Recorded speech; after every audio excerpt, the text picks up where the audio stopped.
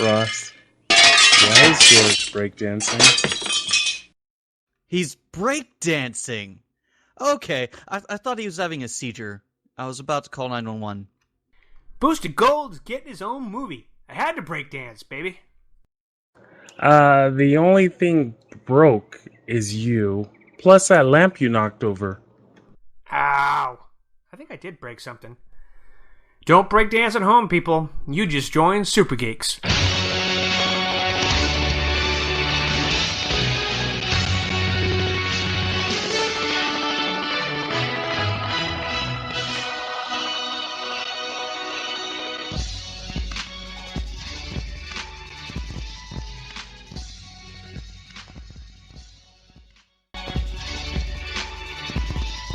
I think we need a new teaser. I think from now on, instead of a theme music, we should all be singing like some kind of "Kumbaya, my lord," something like that. Not with your singing voice, George. I'm gonna say no. We're all gonna say no. What if I use autotune? To get my help? No. I'm still gonna say no. Alright. Then you'll be sounding like Drake, that monotone, no talent dude. I could be like Milli Vanilli and pretend it's me and just rip it off.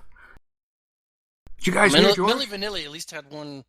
Well, no, it was ripped off. They lip synced the whole damn. Yeah, they were lip syncing when it was two old fat bald guys right, singing on the background. I was thinking he was talking about Vanilla Ice, but Milli Vanilli, yeah, they were definitely cheats. That's true. Well, at least Vanilla Ice actually did his own thing. But what was that song they had? Girl, you know it's true. Yep. Ooh, I love you. That could be our theme song. Maybe we can there you go. Keep singing that. We have to get the rights though. I'll write a letter to them, see what happens. All right, how is everyone today? Pretty good. So much news dropped this week. How is everyone? We're good. How are you, John? Doing all right. Oh, pretty good. All kinds of good news this week. Any day I wake up is a good day. Yeah, that's true. That's true. And there's just too much news that dropped this week. I can't believe over the last 2 days I had to condense it down. But, sometime, and then at the last second, there's some awesome news that came out. Or not just news, something that dropped.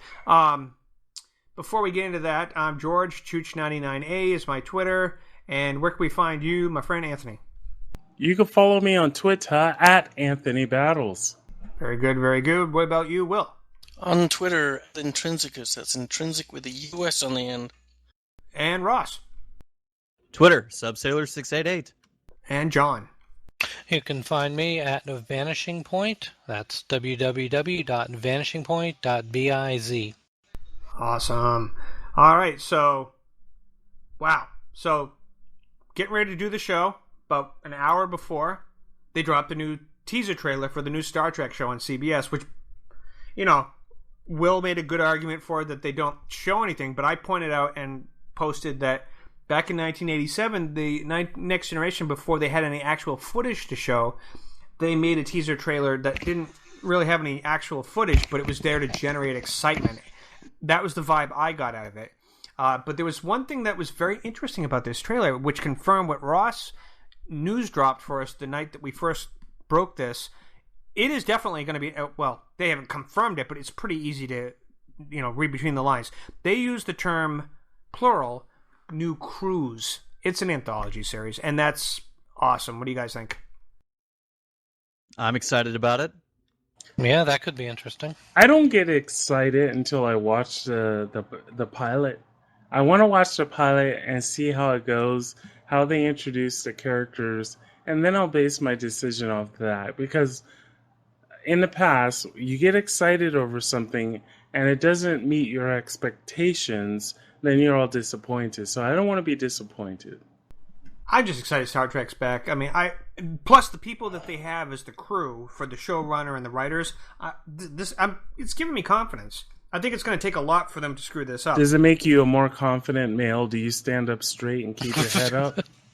I don't need Viagra anymore. Oh, Lord. How about it makes us more confident in where the Star Trek franchise is going? Definitely. I think that's what George was trying to say instead of saying it makes me more confident. Yeah, I know. It was announced. But I think what I'm excited about is that they're doing what Doctor Who did in 2005 when it came back. They didn't just bring it back after a long hiatus. They brought it back in style with the carefully planned group that they handpicked to run the show, and then not now. Of course, we have yet to hear casting news, but I'm starting to feel confident that if they pick the showrunner and the producers and the writers so far they're cherry picking from the best of the best from Star Trek, that they're going to cast well. I'm pretty sure they're going to pick the lowest price actors. So right. That's what's going to happen. There's nothing wrong with that. I'm still not going to pay CBS to watch it on their damn website. I was just going to bring that up. I mean, the pilot will probably get millions of viewers, and then the second episode will be on All Access. That's what they said they were going to do. They were going to let everybody see it on CBS. How many people will follow it and pay for it? That will depend on how good the pilot is. They have to. No, I'm sorry, I'm not doing it. It better be Forrest Gump worthy. It's got to be Marvel worthy. It's got to be like Civil War good for me to do that, and it's not going to be that good. They've got a lot to invest in this to bring it back. Go ahead, John. Because the other thing is, okay, you're going to pay All Access for your Star Trek show. Are they going to release all 13 episodes at once? No. Or is it going to be one per week? They already announced it, and plus this is how CBS All... I did the free trial of CBS All Access for the finale of Supergirl. I got a 1-week free trial, and then I canceled it, of course. I don't like them. They're going to milk it. They're going to make you wait week by week. Because if they dump it all at once, people can do the binge watch and then quit. Right. But that's because not the other question is, how much is there on CBS All Access for the average Star Trek fan? The entire Star Trek series is on it. The entire collection there we is go. there. Okay. Oh, Okay. that's true. That's right. I forgot about that. They took it off Netflix because they're bringing it there. Amazon Prime has some of it, but that's true. CBS All Access did add that to give you some more benefits to being a Star Trek fan. I forgot about that part. No, I'm still not. I'm not convinced. No, they're not doing what everybody else in the business is seeing. Netflix, Amazon, they're seeing where these people are making these 13 episode seasons, dumping it all at once, and letting binge watching is the new norm now. People want to get but Netflix has a lot more to offer to keep. I know, besides... but they want to get into with Netflix. They're going to have to offer something more than get up here, see all the old Star Trek, and see one episode of new Star Trek every week. No, thank you. I want to say CBS has a full That's not vault uncommon of among streaming shows services, though. and movies. Yes, Netflix does do binge releases, but they also have several series where they release one episode a week. Yeah, that's true. But you know what, though? And I know they have all these other CBS shows on there, but isn't the point that people want to sign up because of Star Trek? Yeah. Otherwise, they could sign up right now, like George did, watch Supergirl or Criminal Minds or whatever, pay for it now. So people could, if they're going to offer this one week free, they could wait until the entire episode, June or May of next year. You'll sign up for 1 week, watch all 20 episodes of Star Trek, and then sign off again. Oh, that's right. Yes. I mean, if they're going to do this, sign up for 1 week. They just wait until the season's over, and people can do that, and then just binge watch them all for free, and then sign off like George did. Right, but if you wait until June to binge watch it, that's going to be 6 months after everyone else has seen it. You know what? It doesn't matter when you watch it as long as you see it. To me, that doesn't matter. Now, again, they're going to have to really. Some people got to see it right away. I understand that. Right. Like the people who got to see it the first night, movie comes out, they're Thursday evening, they're Friday afternoon, or whatever. I'm not that way.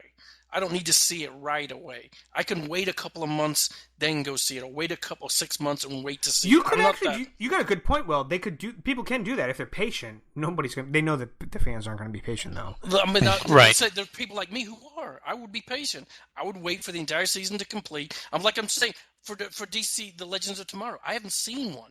Hopefully they're going to put it on Netflix like they have with everything else. And I will binge watch them when they come on there. I'll tell you why they will. I'm not going to sidetrack too much from this, but the reason I'm confident is the only reason it's not on Netflix yet is like The Flash. They wanted to complete the first season, then put it on. Yeah, but sometime around July, August, they'll put it up, and then I will binge watch them before. And you will love it. We'll get into that next week. But Yeah, I agree. I never thought about that. You could, if you're patient, wait, and then you would be able to binge watch. But that's the thing they're counting on, is the true fans have been waiting for years since Enterprise are not going to be able to wait, and I don't blame them. I don't think I can. I can't. No, there's no way. It's going to get spoiled for you anyways if you wait. I mean, you're not going to be able to help it.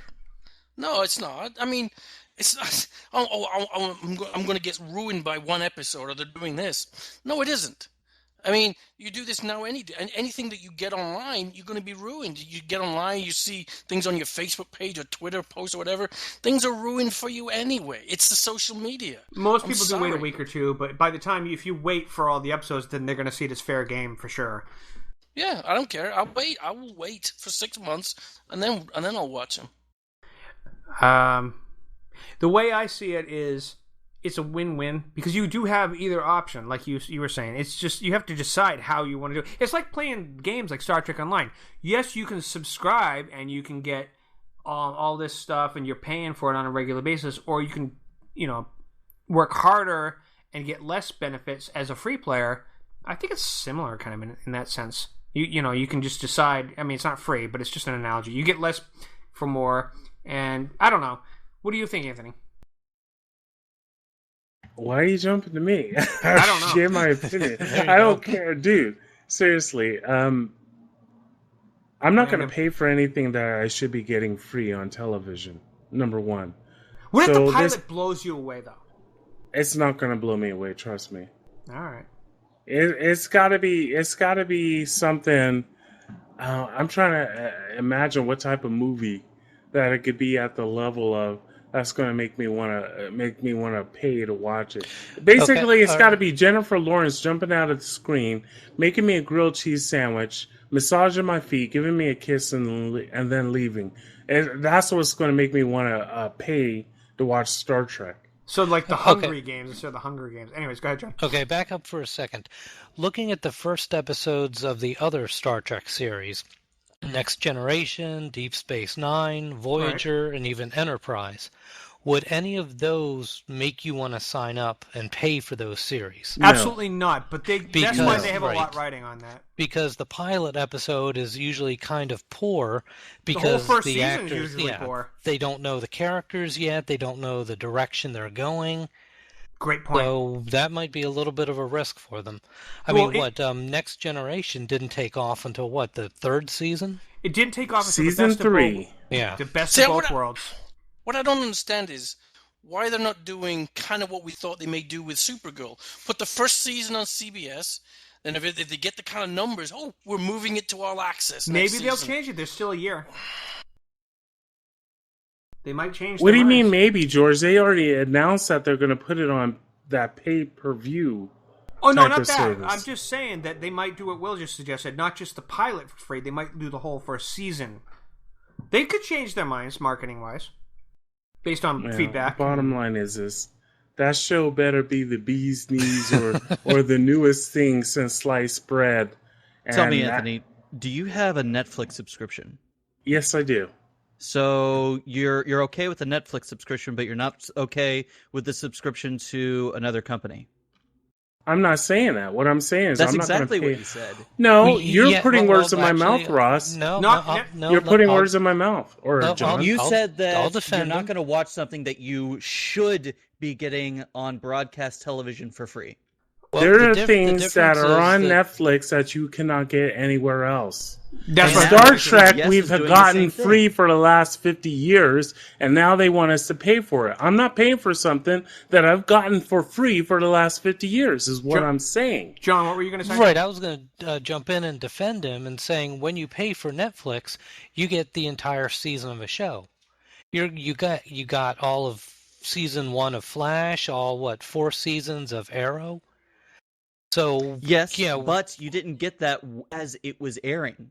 That's true. You only got it after the entire. But I never watched it as it was airing until it came on Netflix. Star Trek's different though. They're counting on the fan frenzy that they've been waiting for this to come. When you know what? I'm going to be one of those frenzied folks. I'm going to buy it. Well, good for you. I'm going to wait till I can watch it free. Each week. That's good for you. All right. Does anybody have a Hulu subscription? No. Where they can pay for new episodes? This is my thing. I want to just pay for one service. If it's Netflix, if it's Hulu, put them all together. Why can't we just have one company? Because they're companies, they have to make money. I know, exactly. They want me to pay $9 here, $9 there. It's penny, nickel, $9? and dime. What are you talking about? $6. Whatever it is. I mean, but they're nickel and diming us to death is what they're doing. Well, it's better than a. I might just pull a George and just download it for free until I get a letter in the mail telling me not to do it. People are going to do that anyways. I'm not going to do that. They're going to do it anyways. It's. I mean, come on, let's be real. Do you think I paid for, other than that finale, when I did the free trial, do you think I've been paying for Supergirl? Plus, I could go on YouTube. Which is why you got the letter. Well, Supergirl, that was for a movie. That was for a movie. Fast and Furious. Free on CBS. You can get it through your antenna. Do you have a cable subscription? Do you get the on-demand channel where you can still watch it for free? No, George They're doesn't get any of that.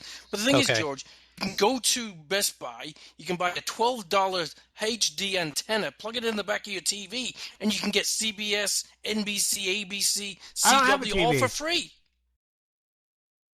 I don't have a TV. My computer is my TV. Well, then you need to go buy yourself a cheap $50 I just TV. got a job, so maybe I will. I mean, come on. The HD TVs are really cheap now. I see where John's going, though. Hulu does... when I was staying at this one place this summer, the guy had one of those big TVs, and, you know, he had the internet thing in Hulu.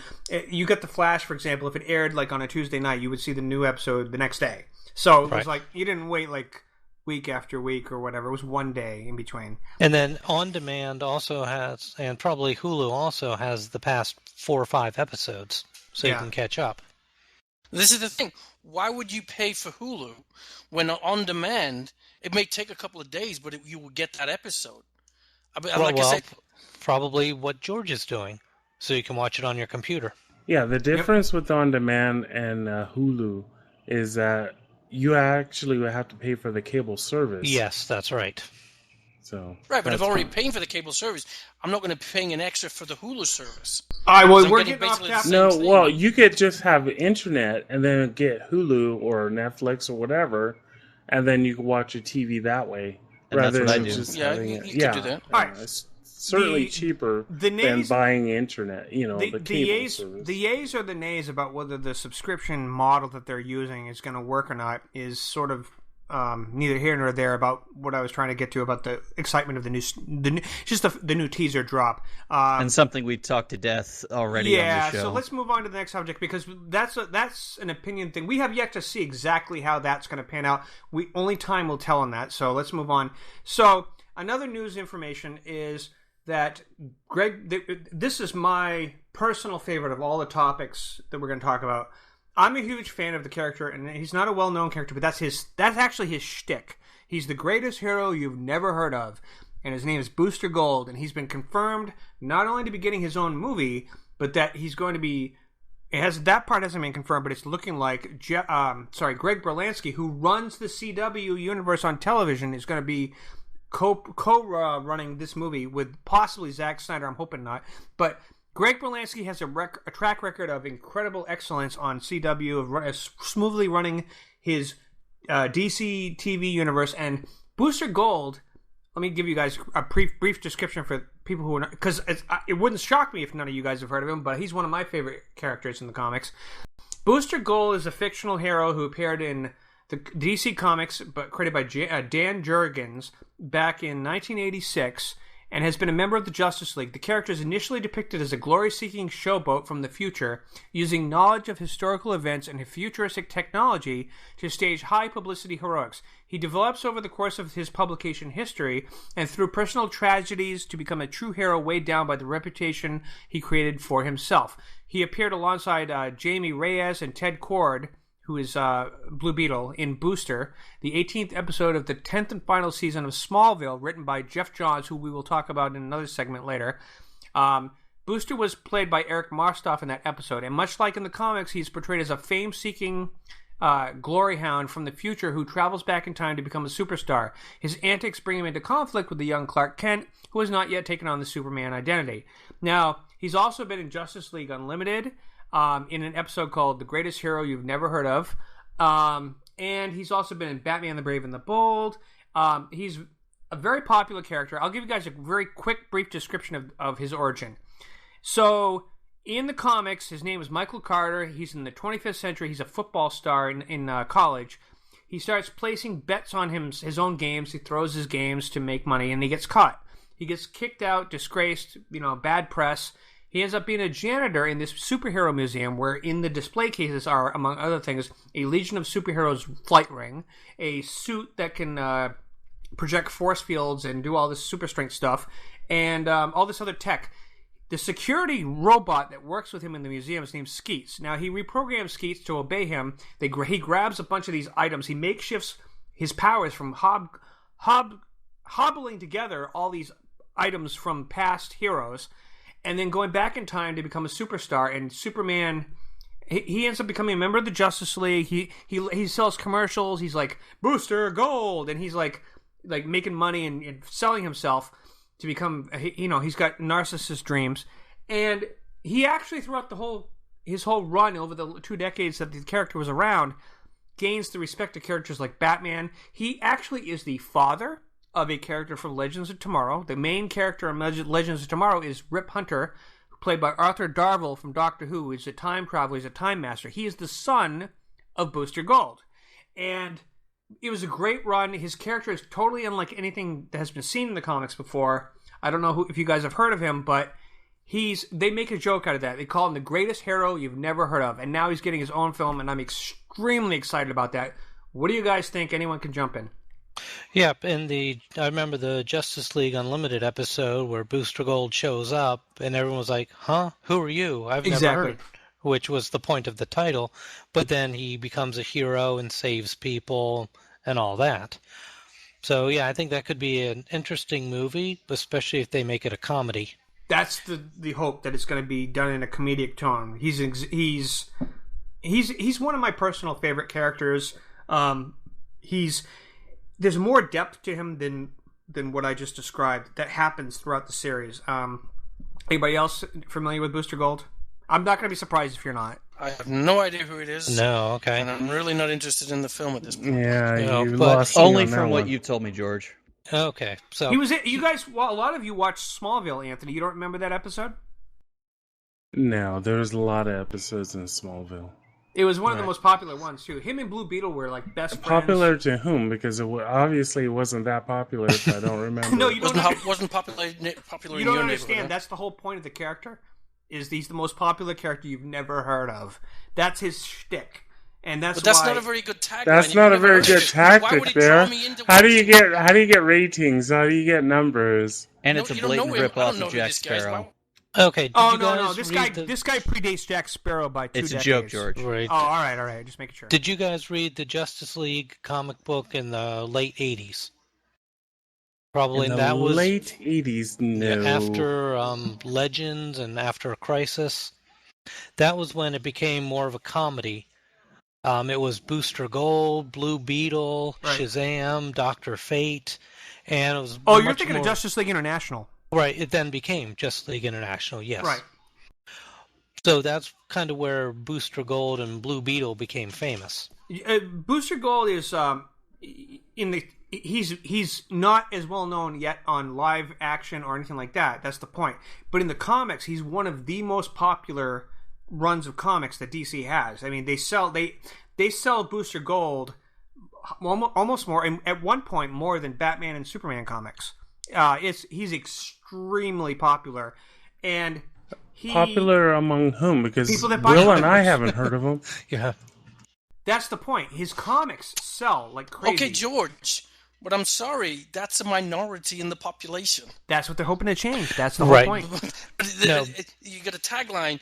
He's the famous person you've never heard of. It's not Hardly a great anybody tagline. heard of Deadpool until he broke out with his No, film. because I think Booster Gold might become like Iron Man.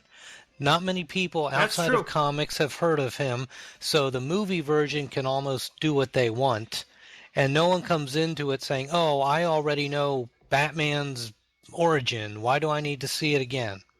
They'll be like, so "Who is but this that- Booster Gold?" And the movie's funny and it's good. with that I think it's gonna be like Deadpool. In that Right. regard, then you have to pick the actor that would best, because they had. Oh, definitely. With Downey, they got the perfect actor. Who would you recommend for this part then? What would you think? I can't think of one off the top of my head because Ryan Reynolds is already spoken for. So you would have thought Ryan Reynolds would have He been... has to be a wise ass. He could be... Okay, But by is the he, time is they he start like a filming... Downey wise ass or like a Reynolds wise ass? Well, name a more like comedian that you think would fit that role. Honestly, I don't know. The Dane guy Cook? that got him, they had him in Smallville was pretty good, but I mean, honestly, I can't. I wouldn't be able to cast him right off the top of my head right now. Okay. But I'm not worried about it. I think they're going to pick someone that will work. It's DC though, right? Yeah. Yes. So yeah, But it's all- If it's run DC, by- it'll fail. So let's just go back to No. Marvel. Jeez. The guy that's running it though is the guy from CW. They're bringing him into the movie thing. Right, you just hope it's as light as the TV shows, and it doesn't become That's- as dark as that's what DC Batman and wants. Superman. Yeah, in every episode, we have to relive the death of his parents. And, yeah, So he doesn't go to therapy, but he wants to Yeah, beat you up don't have all to the worry about bad that. guys. Booster's a lighthearted. It's definitely not dark like that, so you don't So have to you're worry about hoping that. you're hoping he's going to be like an Ant-Man or Oh, a Deadpool. Ant-Man is a very good analogy. Yes, Oh, his right. character is very similar to Scott Lang. Very. Okay, so it's going to be In like fact- that. Yeah, go ahead.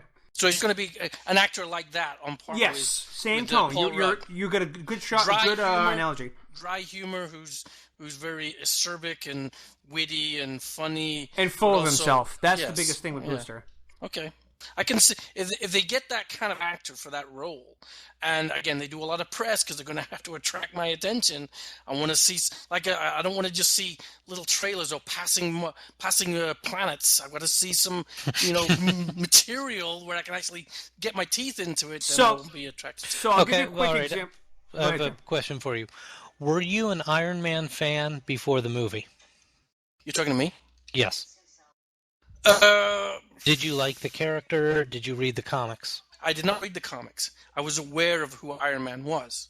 Now, again, I had a lot of different references. You talk about the heavy metal song. Iron Man was probably the biggest Wow. one when I was a kid. But once I became an adult and I started, looking around what Iron Man was, I saw the cartoon, the Iron Man cartoon that they had, or the movie, the animated movie. It was kind of, is it a robot? I didn't really understand it. But once that came out, I didn't go to see Iron Man when it first came out. Word of mouth drew me to that movie. Okay. I'm gonna link So you again, later, Will. if this has to be, if somebody tells me it's good, you gotta go see it. You gotta go see it. I will go see it. Or if I see something now with a lot of the social media, yeah, it will draw me in. But again, I don't know who it is. So again, if it's unknown, they're gonna have to, have a big hook. I'm gonna have to pull it tight to lure me in. Okay, and I'm gonna link you Right, later. Will yeah. I'm gonna hook you up with tons of well, if you're, of course, it's up to you to whether you check them out.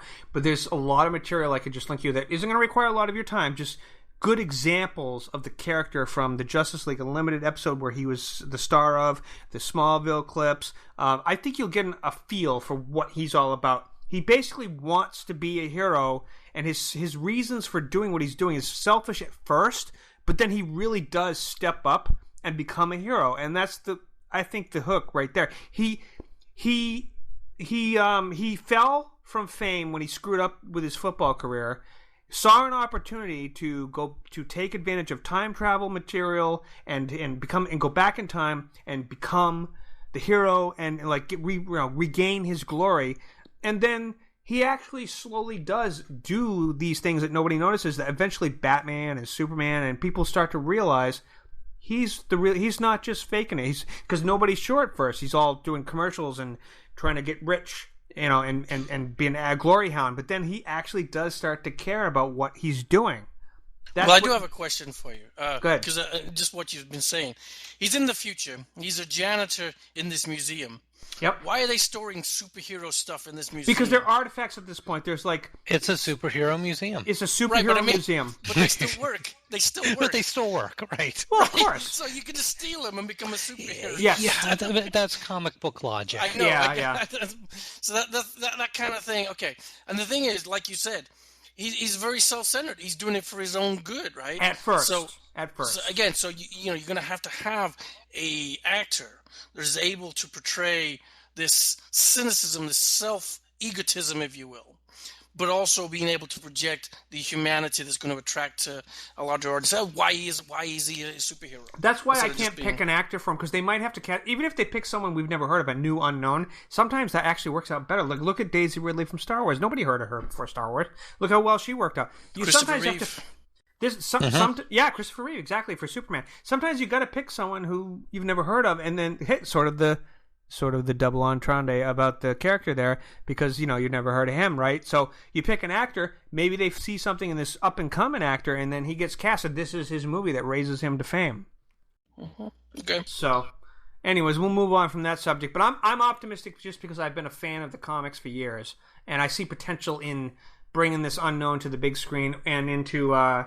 They were going to do a comedy TV show on the CW with him and Blue Beetle, but I guess they decided to pitch it as a movie. So we'll see what happens. I think the reason personally, they've been getting so much criticism for Batman v Superman's dark tone that I think the reason they greenlit a Booster Gold movie is he's the antithesis of what they need to bring the lightheartedness. He's their Ant-Man. He's their Ant-Man. He's their Deadpool, without the R-rated. All right. So, and we will get to in a couple of subjects to the main top end of that cap of that whole Jeff Johns thing.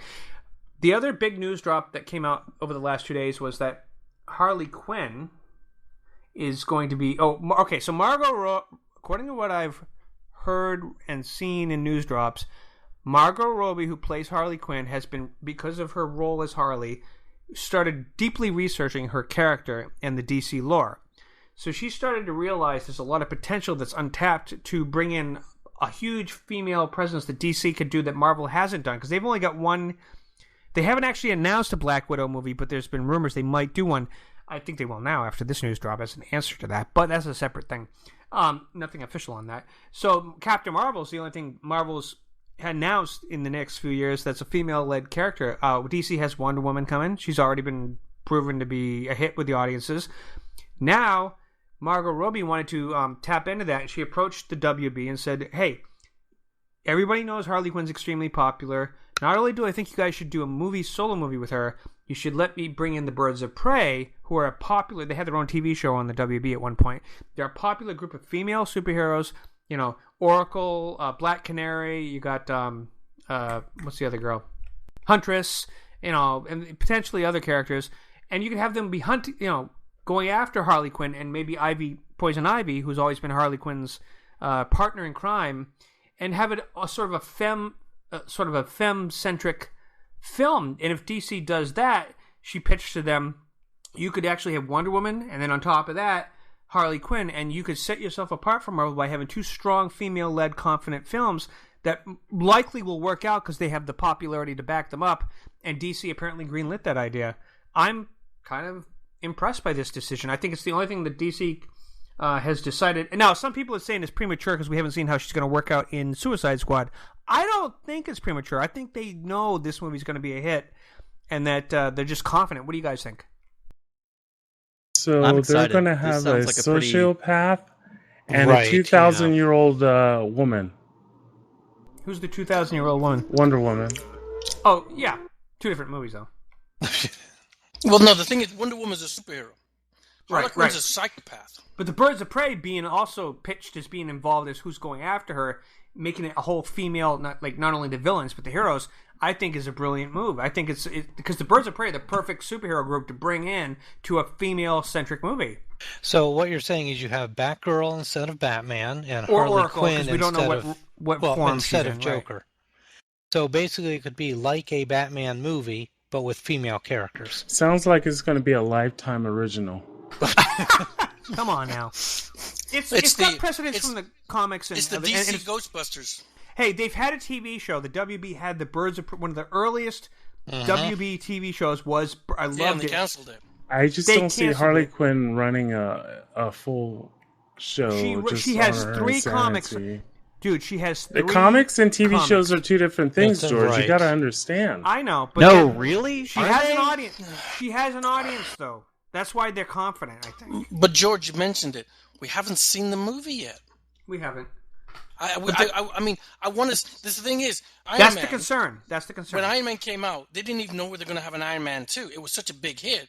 They went ahead with Iron Man 2 and it's kind of didn't do as well. But Iron Man 3, it's led to this. I mean, Marvel they released their characters and then they decide.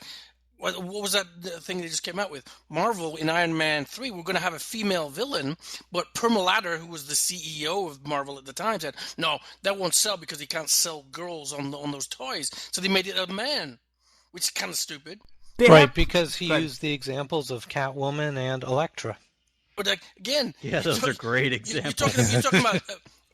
Ben Affleck. He's like when he was playing Batman, or I forget it, I don't know when it was Ben Affleck, but he's talking about his little girls. They couldn't find character. Oh, it was Hawkeye or one of the Downey, and he said they couldn't find female characters or the little toys for Black Widow, and his girls wanted to get those toys.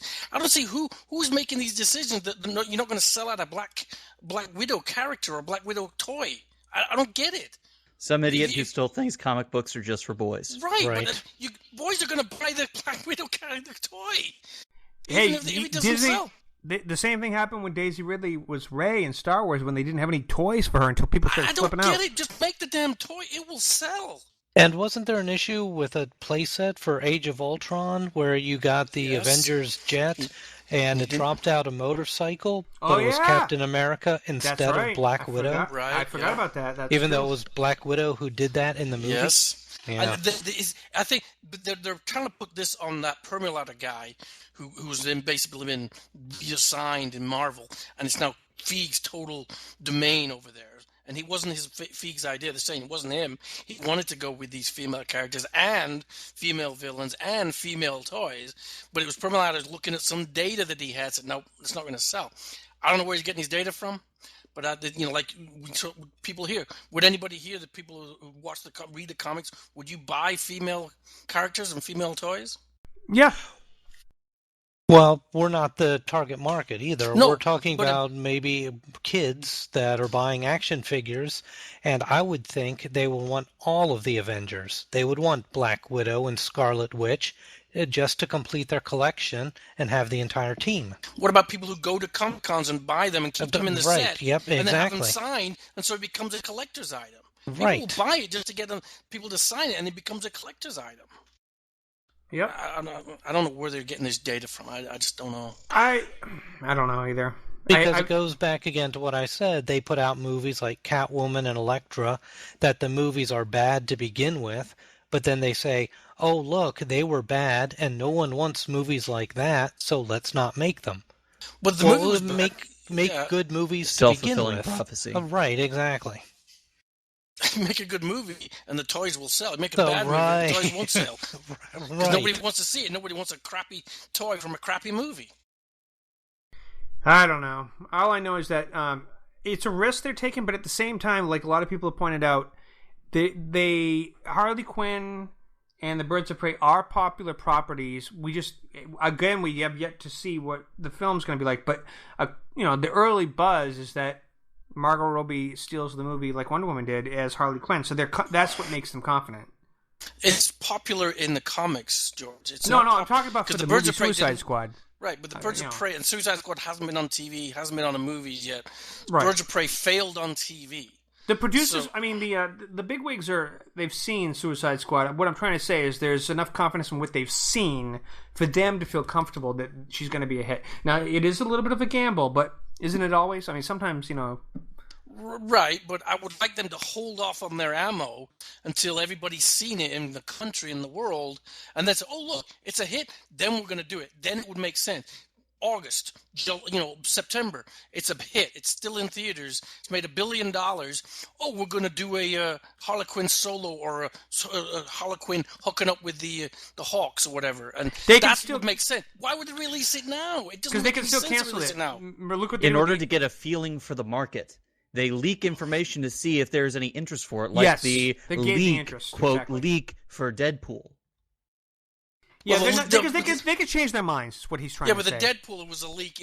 It was concept art and video, so they leaked it, and everybody just went nuts over it. But they could still cancel it. Yeah, the movie wasn't going to be made. Put out it was a press release and say, okay, here's what we're going to do. They actually put some information, you can actually see it. But see, that's the thing. They can say there's a Harley Quinn movie coming, right? And then if the audience says no later on, they can still say idea canceled. They've done that. Doesn't make sense. It just shows the desperation. They're trying to create the sense that they're confident, is what it is. They're sampling the market. They're putting a hint of information out there to see what kind of reaction people get. It's a and poker then face. based on It's that reaction, they decide if they can move forward or not. It's or if they want to go in a different direction. But on the other hand, like he's saying, shouldn't they wait until the movie? No, because what they're doing is no, it's called marketing research, and it's a people marketing have to do that to find out the interest. Whether the interest. But shouldn't they do that after the movie? No, because people they're trying see to the character. You have to show confidence in your product. You can't be like, what do you guys think? Should we do this? You can't be like that. Well, the thing is, what's happened with DC? They've had a pretty flop with Man of Steel. They've had a not so pretty. That was not a flop at all. What are you talking about? But it wasn't a great. It wasn't a real. It's not a good movie. I'm sorry. It made a lot of money. It made a lot of money, but people don't like it. Yes, they do.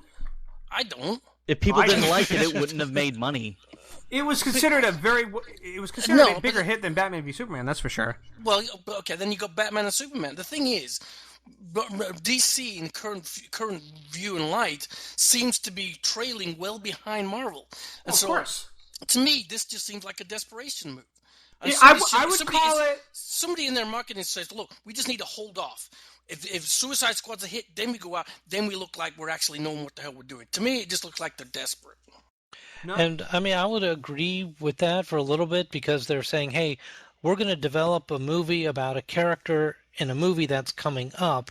They're gauging reaction, but no one has seen the character in the movie yet. So the comic book fans will say, "Sure, we want to see that character." And then the movie comes out, and maybe it's good or maybe it's bad. And so, I mean, then DC spent all this time trying to build it up, and then people say no, and DC says, "Okay, we'll cancel it." Well, that could why happen. not wait until people see the character and say, "Yes, this is what we want to see a new movie about"? Because they have to answer to investors. Yeah. And the investors have to see that the money going forward is being put into something that's going to turn a profit. Okay, and this is one of the tools they use to show investors and shareholders that they're able to, that they are giving money to something that is they're going to see a return on. Harley Quinn, I know that it's animated series, as the comics. Anytime I've done it, this is not to self-pimp, it's just to give you an example of something I've experienced, okay? We have Bat Radio, the show we do. You guys, a lot of you guys have been involved in the episode. Magnum and Ross, you've been in this show. Whenever Adrian plays Harley Quinn, and I do a tag if I do a tag for the episode that says Harley Quinn, I'll tell you what, that was one of the things Adrian suggested. If you put Harley Quinn as a tag, the amount of people that will suddenly view it is incredible. But seriously, that character, she's one of the most Googled names. They did a meta tag thing or whatever. She's one of the most popular, top Google searches. Anything with Harley Quinn. They know this. That's why they're confident. It's not just what you've seen on the screen already. It's not just the comics. It's the overall world reach of the name Harley Quinn. If you Google it, the meta tag interest, the aggregation, I guess they call it, for what comes up is incredibly top-notch. Harley Quinn is one of the most popular characters in the world for anything. And they know that when they do the marketing research. So they have enough confidence in just the brand of Harley Quinn to say, there's a good chance that if we give her own movie, it will draw at least the audience to see it. Whether it's any good or not will determine whether it has the longevity to get the repeat views. Okay, George, but they tried that with Deadpool in that Wolverine movie. Oh, we got Deadpool. It's just a character you want to see. All the people who love Deadpool went out to see it. What did they do? That depiction of that character was completely ruined, and people came away from that movie. They made up for it, though. Well, yeah, but no, not them. I mean, Ryan Reynolds and the director said, "Look, we need to do a good Deadpool movie." That's the whole point. Kind of exactly what Margot Robbie is doing with Harley Quinn. Exactly. She's trying to sell it the right way. Okay. I don't see it from that. But I don't see this release as doing that. I just see it as a desperation move from DC. I don't see it as desperation at all. Just to let you know, in this chart that I'm looking at, only gives a top 5 in each category. I don't see Harley Quinn anywhere. Well, she used to be at one point. You got to look past all the porn. There is Harley Quinn porn. Oh, is that what I got to do? Wrong. Wrong list. I'm on the wrong list. My bad. Sorry. It's a couple entries down from the Japanese tentacle porn. All right, let's move on. I'm just saying that there's potential. We'll have to. There is potential, but I'm not gonna validate you saying that she's the top. She's one. All right, let me reduce the sarcasm. I mean, not sarcasm, the exaggeration. She at one point was considered one of the top Google search meta tags. Maybe it's notched down since the time that I read that, but that was a while ago. But still, she's up there. You tag her, you get a lot of draws. You got to justify. She's one of the more popular characters from the DC universe aside from the Trinity. So it makes sense that they'd want to continue to market the character on the big screen, especially with the good reception Suicide Squad has leading up to its release. Well, not only that, you got to remember something too. Guardians of the Galaxy. Now, Suicide Squad is going to be DC's answer to Guardians because Guardians of the Galaxy was a not very well-known franchise, and Marvel took a chance. They promoted it. They believed in it, and it turned into a huge hit. Now people are fully aware of Guardians of the Galaxy. Suicide Squad was not a well-known... It was in cartoons, Arrow. It was even in Arrow. The whole Suicide Squad, except for Harley, was... Actually, no, she was in an episode of Arrow, but she was in the jail. They just didn't name her, but she was in there in an episode of Arrow, in the jail cell. They just skipped her. But they have had the Suicide Squad in several incarnations of DC and media, but until now... They were like Guardians of the Galaxy. They weren't like a really well-known thing. So now they took a chance and they said, let's take this ragtag group and put them out there. And now they're getting a lot of interest. Now, Harley Quinn is a large part of the popularity because she connects to Joker and the Batman mythos. But she herself came from the animated series. She wasn't even in the comics until Batman the Animated Series made her so popular. They actually retconned her into the comics. Kevin Smith named his daughter, who's now an adult, Harley Quinn. Because he is so obsessed with the character. Not that means anything, but right, George. I don't think that validates George. The thing is, George, Guardians of the Galaxy, like you say, was an obscure part of the Marvel cinema. They didn't come out before Guardians come out and say, we're going to do something about Star-Lord, or we're going to have Groot and the raccoon a movie on their own. They just let it come out, and then they said, yeah, now it's a success. Now we can do something with these characters. But they believed in the potential, is what I'm trying to say. Yes, you get the right people behind it. Right, but they're not promoting a movie, several things there before they even movie that's going to put these None of the characters in Guardians They've been of the doing Galaxy that since the beginning of the Marvel run. And from right after Iron Man was released, suddenly everyone was talking about, they're going to do a whole series of stuff leading up to the Avengers, and they hadn't even announced anything yet. This has been the staple of movie marketing and superhero movie marketing for the last decade. Since 2008, yeah. Well, I mean, Loki, look at it this way. Okay, so Suicide Squad, though, the difference between Guardians of the Galaxy and Suicide Squad is at least one of the characters, which is Harley, has been known before. Isn't Joker more known than Harley Quinn? She's in it. Well, yes. He's in it, but he's not one of the members. But you keep talking about Harley Quinn when Joker is more known. Right, but he's in the movie, but he's not a member of the Suicide. That's what I mean. He's not a member of the squad. He's the enemy in this movie that they're going up against. And what I'm trying to say is that when they marketed Guardians of the Galaxy, they were taking a lot of risks, but they had a belief in the director and what they were trying to do with it, and it worked out. Now, if Suicide Squad works out, again, it's a gamble. But from the reception to the trailers, people are realizing this is not Zack Snyder.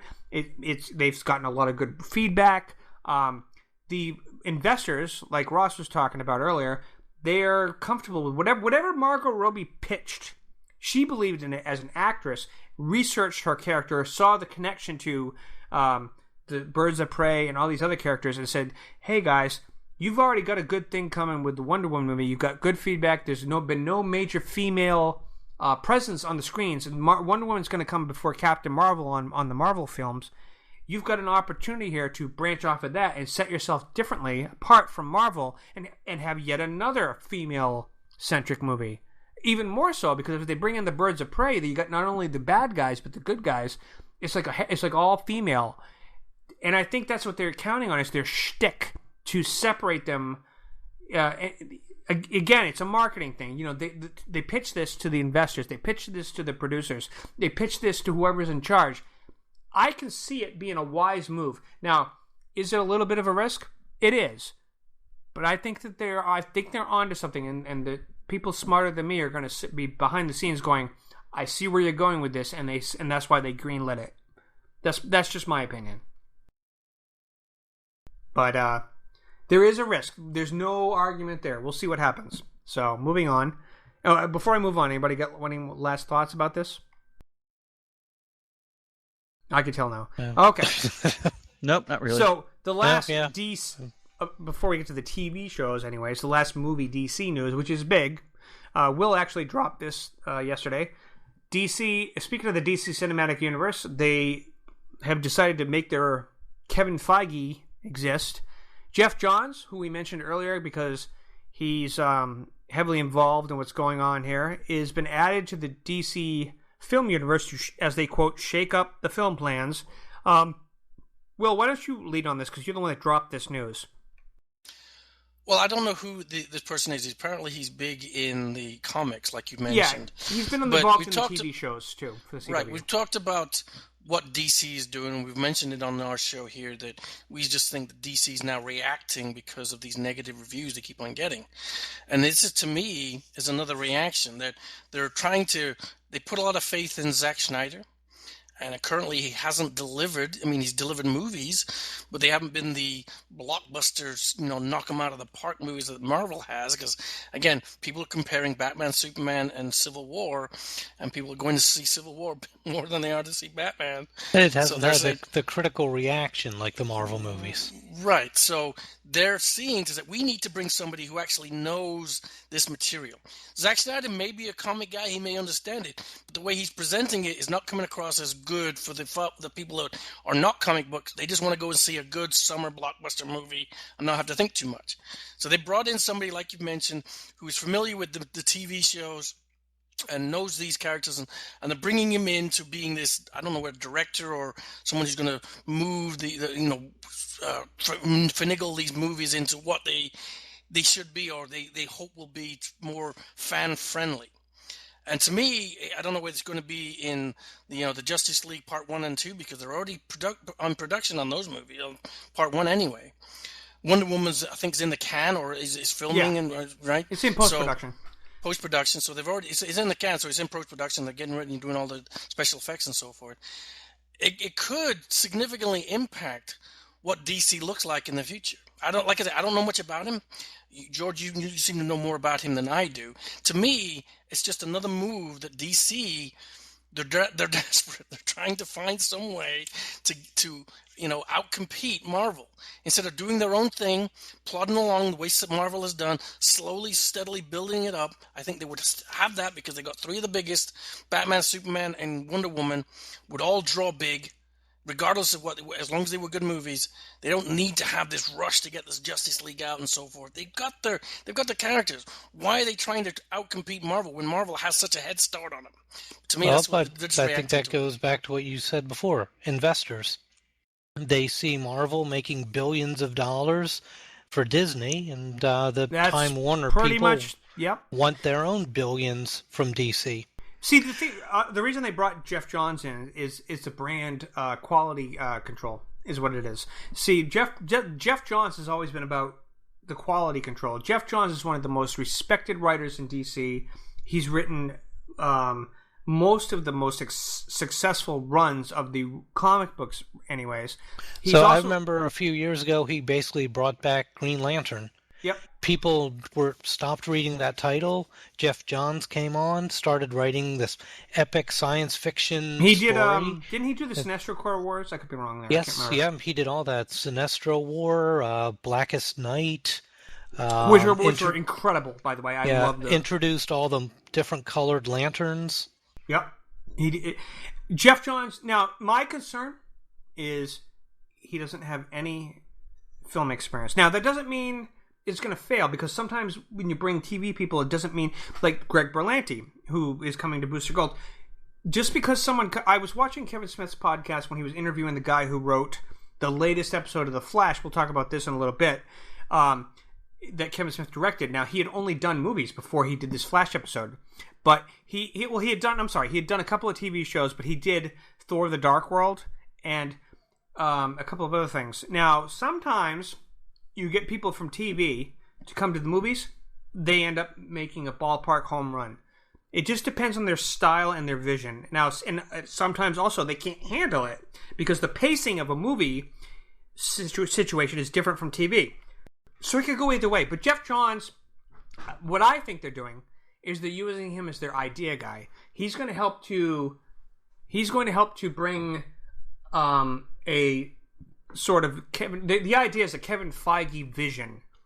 Now, he isn't going to handle it on his own because he has, like I said, he doesn't necessarily have to have the movie experience if he works with people like Ben Affleck or, you know, I hate to say it, even Zach. If assuming Zach's a cooperative guy and doesn't have his ego get in the way, you know what I mean? If he's a team player, which I'm gathering he's kind of not, so he might be a bit of one of those sensitive artists. But I think that it could work great. I think that's why they brought him on board, so that he can sort of mold the DC universe like a Kevin Feige. Anybody else have any? Ross, are you familiar with Jeff Johns? Of course you are. Not really. Okay, I was wrong. Anybody else? Yeah, I think it's a good idea, and I forget which one of you just said it, that it's like they're playing catch-up to Marvel. Well, Marvel has Kevin Feige, however you pronounce his last name, in charge of everything, so now DC needs somebody in charge of everything. But again, they've had, Feige and Perlmutter were basically drivers of this. Perlmutter was the guy who was the penny pinchers. He didn't want to spend the hundreds of millions of dollars on these films. They finally pushed him out. Feige now owns or has the control or the directive control over all these movies, where they're going finally. DC sees this and said, look, again, like George said, they finally got somebody who may know how to drive this bus and where they want to go and just have a direction at least. Doesn't matter if it's different from Marvel. That's great. You don't need comic book Marvel down the same path. We want different paths because we want different experiences. But just pick a direction, please. So, I don't know. It's George definitely needed for DC. They've seen kind of all over the place when it comes to their movie direction. Right. This is what I would like to see from DC. Instead of focusing on, Superman, the good guy, or Batman, the dark, brooding dude, I would love to see where Superman was trying to harness his powers, and he was like a bull in the china shop, and all the, things that came upon him, like he swatted something in a way and it went through a wall and it caused, mayhem and stuff like that. To me, that's exciting. Rather than John. Go ahead. Did you see the movie Hancock with Will Smith? Yeah, I love Hancock. That was awesome, but that wasn't Superman. That wasn't Superman. I wanted, I love Hancock when the woman was like, I smell alcohol in you because I've been drinking, you know what? So, that was awesome. That was awesome, yeah. But I see they need more of that rather than a goody two-shoe dude. They need more real world. Well, no, I disagree. I think I disagree too. The Boy Scout character will work. Look at Captain America. He's always supposed to be a good soldier and a Boy Scout, but he reacts to everything around him. So I think I just don't like everything so polished all the time. That's all. For that character, I do, and I think for me, the Captain America and the Superman are kind of similar in their philosophies. They're good people. The thing that I didn't like, again, with Man of Steel, when you saw the Avengers and you saw New York getting destroyed, you saw Captain America and Thor and Black Widow on the ground trying to save people. They actually did that on purpose, though, to counter what Man of Steel did exactly. wrong. But what did you see in Man of Steel? Didn't Avengers come out before Man of Steel? No.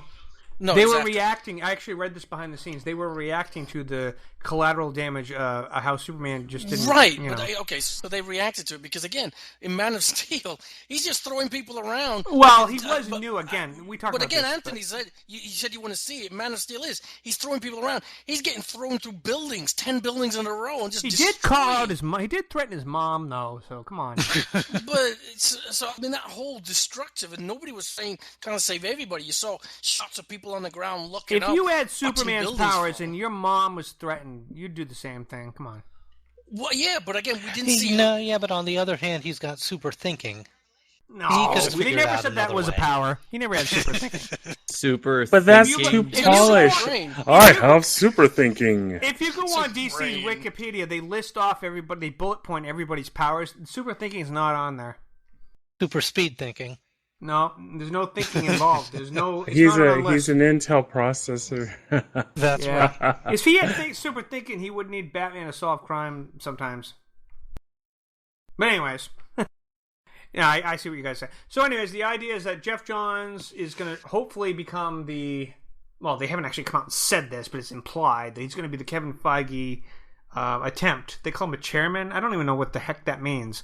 I mean, because they call Ben Affleck an executive producer, but what is a chairman? Does that mean he's on a board, obviously, some kind of board? I'd like, It to, means I'd like to see the probably hierarchy. A think tank. He's on a think tank. name only, probably in name only. He did So have he- an executive producer credit Right. on the failed Green Lantern movie, which doesn't impress me. But I'm not going to fault him for that because sometimes people get executive producer That was heavily credit. rewritten. He- Yeah, even the sometimes director- people get that credit even if they had their stuff rewritten. The director on that movie said, "Look, the studio was coming in and said, no, we want this, we want that, we want that." He had a whole different vision for that. Right. He had something like kind of what you saw on the that TV movie with the space cowboy, not kind of thing, but I mean he had a completely different vision for Green Lantern, and the studio said, "No, we want this, we want that, we want that." Exactly. It's kind of what they did with Fantastic Four. If you're hired to be a writer, coming in and messing them up, they're not letting the directors direct. But then again, we talk about Snyder. He directs and he basically screws it up. well, the writer, I forget the guy's name. He was on Kevin Smith talking about that Flash episode, which we're going to talk about the Flash episodes. Me and you will, and whoever, John probably later. But one of the things that he talked about was when you get hired as a writer for these TV shows, you might write something, okay, and they have another guy come and he takes your draft and he rewrites like 90% of it. There might not be barely anything recognized left of what you actually wrote. But the idea, you still get your credit for it. So in order to get your credit for it, which helps your portfolio, you accept the fact that what the final product was, you may have hated, but you got the credit. So I think that's what happened with Jeff Johns. So I'm not going to fault him for... Right, yeah. I can say a lot of that stuff. I think those movies like that, they just get rewritten, or studios come in because they want something, a vision, and they think it's right, and it's completely wrong. Right. But as long as you get your credit, because that's the thing. They say, well, we'll give you this credit for this movie, but even though only 2 lines from your original draft was being used, it's not really... it looks like you did it. So you accept responsibility, but you also get the credit. Why would you accept responsibility for a bad movie? You have to. If you accept the credit, you have to. You don't have a choice. He talked about that on the show. Oh, okay. It's one of the downsides to being a writer in the industry is that, let's say for a quick example, Will, I hire you to write a movie about I don't know, Power Girl and about her boobs. Okay. And you write a draft where it's a philosophical movie, and her boobs are just a metaphor for watermelons. I don't know. Let's just say that somebody else comes along, takes that draft, rewrites it to be more of a porn comedy, like Deadpool on steroids, and they take maybe 2 lines from your script and use it, and you still get the credit. Will was one of the writers on Power Girl, and it ended up being a complete idiotic movie. If you want the credit, well, you'll have already told them whether you want it or not. I'll tell you the truth. I'm more interested in the porn Deadpool one. It's than going mine. to look. It Mine would sounds look sappy. Yeah, it would look like you were involved in the final product, but you have to shut up and accept that. That's how it works in the industry, and it's Well, unfortunate. doesn't that also have to do with the writers' union? Yep. that you write something for TV or movies. You're part of the union. If you're commissioned, right, you and have you to accept get the your name on it. paycheck, you get your credit, but you also have to not tell the press, I didn't like the final draft. I had nothing to do with that. Because then you're kind of disqualifying yourself from getting that credit. So you have to take the good with the bad. And he gave an example, like a writer wrote a joke that made it look like, X-Men First Class. That's what he was talking about. He said that he didn't like how people kept complaining how the one black guy in the movie got killed halfway through it, and then a lot of people were complaining, oh, of course you killed the black guy halfway through the movie, the one and only black guy. And he said to Kevin Smith, he goes, I didn't have anything to do with it, but I have to accept responsibility for it because I took the credit. Because they rewrote the crap out of it. Luckily, Anthony's not here. Yeah, I think he'd take exception to that. Anyways. All right, so the next topic. Who here is familiar with the character of X-23 from the X-Men X-Force Marvel? Yes. Yep. All right, Ross. Familiar. Ross, why don't you tell us what you know about the character of Laura, a.k.a. Wolverine's clone daughter? Well, starting back at Weapon X, the program where Wolverine got his adamantium skeleton, there were multiple projects going on there. Some of the results being Sabretooth, Deadpool. One of the byproducts of it was X-23, a researcher who, I believe it was his father who was killed when Wolverine escaped, cloned Wolverine, but in order to have a stable clone, he snipped one of the X chromosomes, made it a Y, and created a female clone of Wolverine. Correct. She has his I abilities. mean, the Y chromosome make it an X. Right. Yes, thank you. He's a professor her after all. abilities are comparable to Wolverine's in strength, speed, and sense. And She still regeneration has just doesn't have his adamantium. She still has the claws, but only 2 claws in her hands and 1 claw in her foot. And I forgot about correct me if I'm wrong, but I believe only the claws are coated in adamantium. No, she has no adamantium at all. Oh, wait, you might be right, because they're not bone claws. No, they are bone claws. Are they bone claws? Yes, but just the claws, not her skeleton. Right. She's unlike Wolverine. She could be decapitated and die because she can't regenerate from that.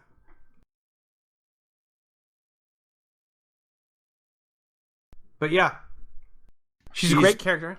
She is. She lived a tumultuous life, even living life as a whore for a little while, in addition to an assassin. But now, in the current Marvel Universe run, she is Wolverine.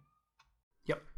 So the scuttlebutt is, well, it's not just a rumor. It's being openly fought for by Bryan Singer, the guy who did Superman Returns and the original up to the third movie, actually, and X-Men Days of Future Past, the reboots. Bryan Singer wants her to be the replacement for. They don't want to replace Hugh Jackman. And I think this is pretty brave, but it makes total sense to me. They don't want to replace Hugh Jackman. They don't want to just cast a new guy. They don't want to go looking, headhunting for a new Wolverine. They want to do the logical thing, which totally, as an artistic decision, makes sense to me because I was a big fan of the X-23 comic series. They want to simply do what they did in the comics. Look, instead of finding a new Wolverine, you cast X-23. You put her in X-Force. You put her in her own movie series. Fox has a great idea going on there. They got to pick the right girl, obviously, but hey, isn't that like with Booster Gold? You got to find the right actor for any new bold decisions you're going to make. But she is meant to be Wolverine's she is his clone daughter, is the way Wolverine looks at her. And it's true. It's like Doctor Who and the Doctor's daughter. She's like a clone daughter. It's the same idea, except, with claws and all that. And the comic series is fascinating. She ended up becoming very close to the Fantastic Four or to Spider-Man. She ended up really getting out there, and people started, she was like, it was like people realized, Storm took her under her wing, tried to teach her, but she was obviously, she had Wolverine's rebellious streak sort of genetically, well, plus her own personal experiences and what she's been through as a used character. But she's a fascinating character, and she lends herself perfectly to what they're doing as they go forward in this Fox X-Men universe. I'm excited about this. I'm a big, huge fan of her comic arc, and I think they've got a lot of great potential with this character. Is anybody else familiar with her? John, did you say you're familiar? A little bit, yeah. Okay. So, I think you're right that this would be the best direction to go, especially if they don't want to recast Wolverine. Because at some point, how do they explain that Hugh Jackman is getting older, but the character is not supposed to age? He ages slowly, but yeah. Right, because they do have Old Man Logan. Remember, that's the next movie. Right, that'll be the next movie. So he does age, but it just happens a little slower. He's been around since like the 1800s. Right, so if they want a new Wolverine character, yeah, X-23 is probably the way to go. What were you saying? It makes a good, instead of just, we're going to have like with Superman. Yeah, I mean, Spider-Man. You had one Spider-Man, then they recast it, had another Spider-Man, then they recast, have another Spider-Man. No, just, it's a logical next step. Wolverine gets old.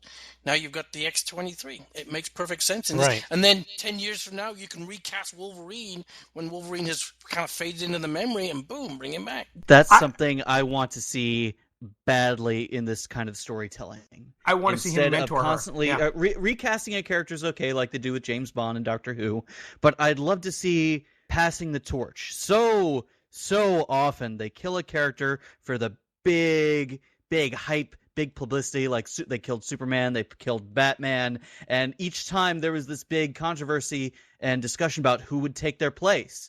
And they finally come up with an idea, and then they just bring the original character back with no respect to their own story. Pass the torch.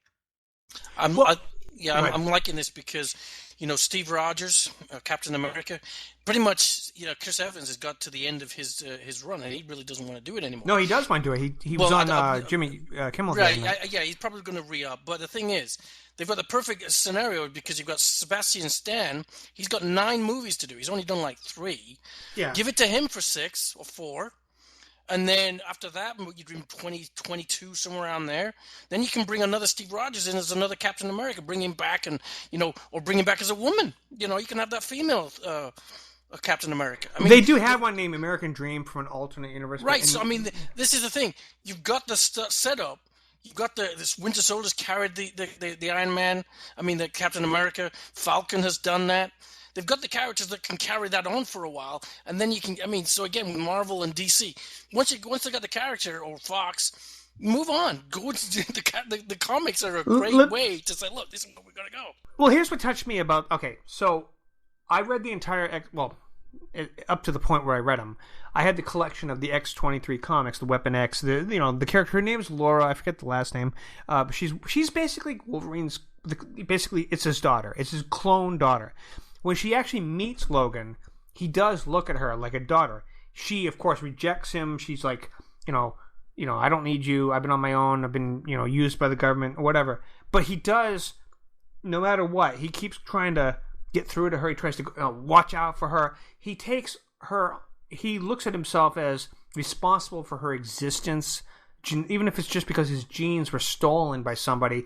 And it really tells a lot about the character of Logan, too, because he's never had a kid. Well, he did have a kid. His wife had a kid when she was killed, or was pregnant when she got killed in the 1800s, the Japanese girl. But he looks at her as an opportunity to redeem his redemption, to make up for the fact that all the crap he did, like he can help his clone daughter. And it's a great run, the series. And Spider-Man and the Fantastic Four are a huge part of her story, because they try so hard to... And you know what's funny? They could use that in this, because it's part of the Fox universe. They could, because they've already announced. I don't even want to give it its own segment. George, the movies... complete a thought before moving on. Sorry. This dude is everywhere. I know. He is everywhere. George is God. You are God. I don't know. I'm not Morgan Freeman, but anyways, the idea is that they could do a lot with this character. Now, there's been talks about whether she'll get her own movie first and then be in the X-Force movie, which a lot of people think they should do. But then there's been rumors that she'll be introduced in the X-Force movie and then get her own series. Either way, I'm excited for the potential of this character, and I think Fox is. If Fox listens to Brian Fuller, it's the smartest move they could ever do, because Hugh Jackman's shoes are the hardest to fill of all of the characters in the X-Men. You've already replaced the young Jean Grey. You've already replaced Charles Xavier. Come on. You replaced Patrick Stewart. Come on now. You replaced Ian McKellen as Magneto. All these other people.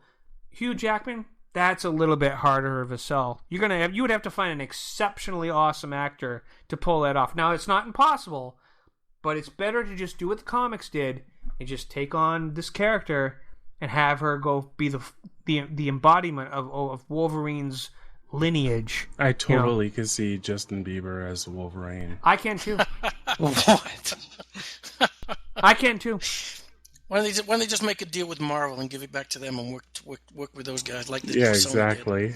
That's what I want to see. I want to see everything in one. I can see Justin going on stage and he's suddenly he's doing his little dance routine, he's sweating and stuff, and all of a sudden he just pulls his hand out and his claws come out and he goes, "What do you think, guys?" Like Freddy Krueger on acid. No. All right, I agree with you there. I'm joking. So, Anthony, are you familiar at all with the X-23 character? Wolverine's clone daughter? No, I'm not. All right, well, it's okay, because if she gets introduced in the movies, I think you'll be happy. Like Booster. Hopefully I'll be pleasantly surprised. There you go.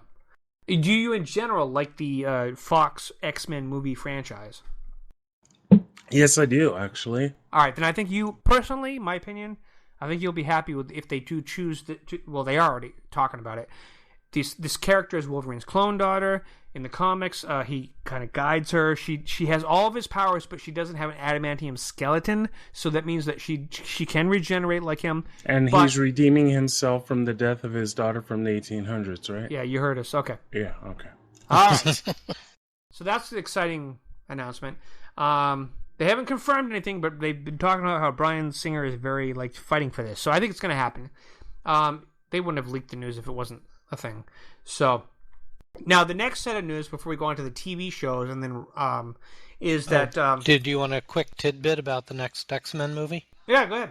Did you hear that Bryan Singer wants to set it in space? I thought it was set in the 90s. Possibly doing the Dark Phoenix saga. Ooh. On the moon, then. It would be on the moon, then. Right, but then the website that I read said you can't really do the whole Phoenix saga in one movie. You can't do it without the Inhumans. Correctly. I want them to fight the alien. Right. Well, in the actual classic Dark Phoenix saga, though, they were on the moon guests of the Inhumans, so you would have to. Well, the Inhumans belong to Marvel. Right, so which is why you can't really use them. So they'd have to find a different spin on it, but they could do it. Just make a deal with Marvel. Right, there you go. That's true. Right. They've been doing that with Spider-Man. You're right. I mean, You're not right, necessarily. They did Civil War without mutants, and Wolverine was a huge part of the Civil War story. Yeah. Well, again, the thing with that, people have talked about it. That whole was a huge, comic series. They just did a 2.5-hour movie. You're not going to have everybody in there. You couldn't have it on a movie. They did the right thing. Cut the cast down. Had minimal superheroes. All got their own pieces. It was good the way that they did it. If you wanted to do the actual series, it would have been a 20-hour movie. I think they're going to end up finding a way to do the similar story with like Civil War did without the actual details of for example, the Inhumans on Luna or the moon, as we call it. If Fox and Marvel just made the deal, Sony and Marvel made the deal, they all would makes have to the deal, completely all make the introduce big Inhumans, money. though. They all get the piece of the pie. They all huge ratings and movie. Everybody would go see their movies. They'd have crossovers. I mean, they'd all be just raking in the money. But do they want to share? The Inhumans are Obviously, a Fox doesn't. humongous Sony part and of the Marvel Dark do. Phoenix saga, though. So in order to do it, okay, Civil War took most of the correct elements from the comics, but they tweaked it around to condense it into something usable for them. If you're going to do the Dark Phoenix saga, you can do it, but the original version of it was heavily reliant on the fact that the X-Men were guests of the Inhumans and Black Bolt on their moon colony or whatever. So they're going to have to rework that part. They weren't in the animated series. Yeah. Oh, good point. They could try a version right. like that. That's a good point. But also with the animated version, didn't they do 3 or 4 episodes with the regular Phoenix and 3 or 4 episodes with Dark Phoenix? I think it was half a season for each. Half season, okay. Yeah, you got a good point, Ross. They could rework it similar to what they did in the cartoon. You're right.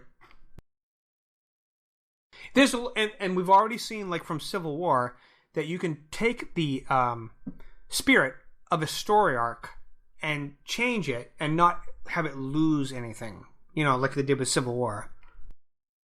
So, yeah, there's a lot of possibilities there. All right. So the next subject we're going to talk about is something I know that myself and Will we've been talking about on this show for 2 or 3 episodes at least. Netflix dropped an announcement. It's not a confirmed thing, it's a rumor, but it's one of those rumors that looks like it is going to happen, but it's not a surprise at all. If Netflix is going to add we've always said a supernatural element to whether it's the Defenders or whether they get their own shows, you go with Moon Knight, Blade, and this part I wasn't expecting, Ghost Rider. So these 3 characters they're talking about bringing them into the Netflix universe. What do you guys think? I'm excited. I would love to see a Ghost Rider Netflix series. That would be amazing. Yeah, I agree. I'm really excited for. I love Ghost Rider. That would be good. I like Ghost Rider, but I'm more interested personally, and we've seen Blade, and he's had his own TV show on TNT. I'm personally more interested in Moon Knight, but he was mentioned on the Blade TNT TV show, but the character is sort of like, Will and I have talked about this, he's sort of like if Batman had supernatural powers and went around fighting vampires and werewolves, that's Moon Knight. Yeah, we got that with Supernatural. I'd rather just watch. It's a little different, though. But yeah, I mean, but the fact that these 3 characters are coming tells me one thing. This is their chunk of the supernatural element. That Doctor Strange is coming. And I think this is my opinion. Remember a couple episodes ago I mentioned that Doctor Strange was always a major player in the Defenders. Well, they can't use him in the Defenders Netflix show, obviously, because he's in the movies. But what's the next best thing? If you're going to grab from these supernatural groups from Marvel, these 3 characters pretty much embody it.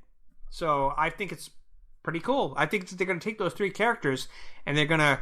I don't think they're going to get their own show right away. It's going to be like Punisher. They're going to feel it out. And if it works, they go, okay, we're going to announce a series.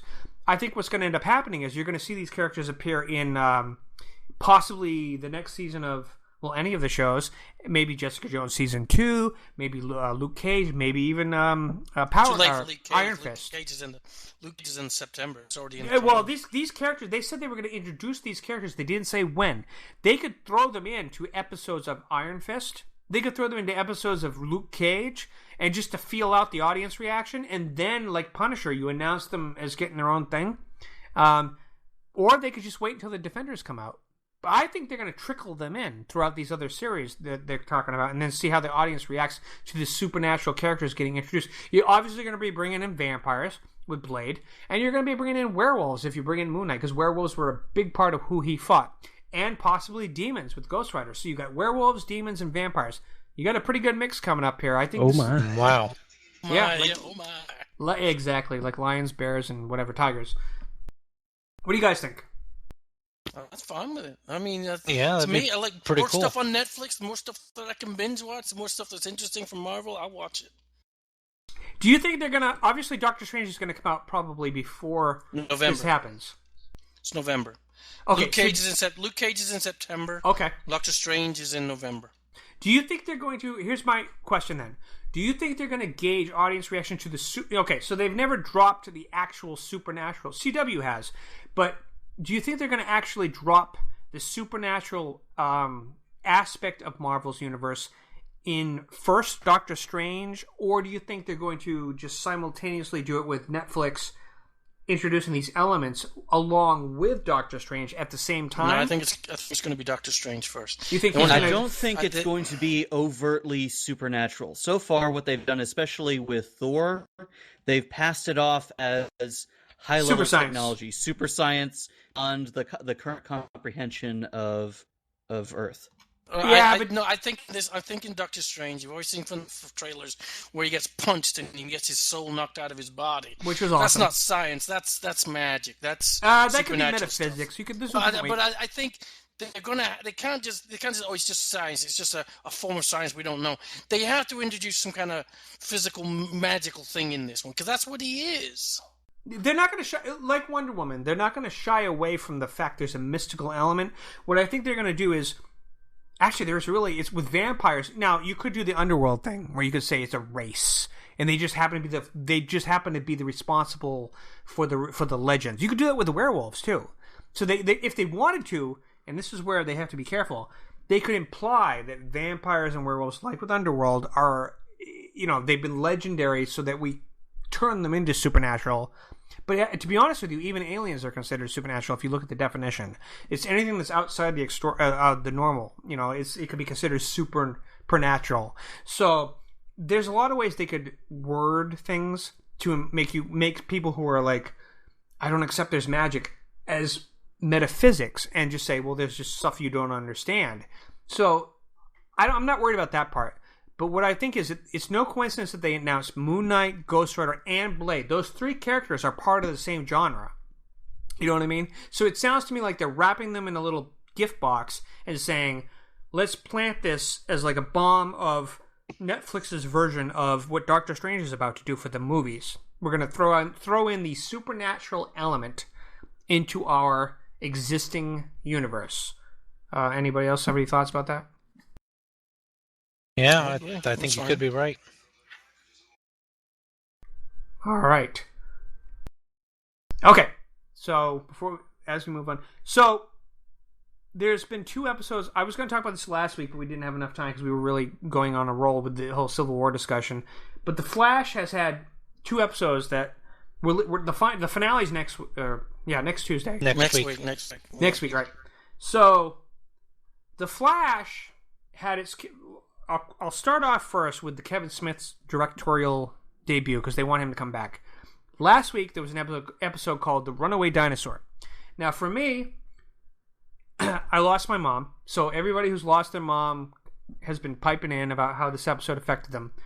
And then the current episode had a big effect too on the Flash story. But last week the Runaway Dinosaur was directed by Kevin Smith, and it was, in my opinion, one of the best episodes they've had on this show. It wasn't there was a lot of action, but there's so much that's been going on. Anthony saw the episode where he appeared to vaporize when they tried to give him his powers back.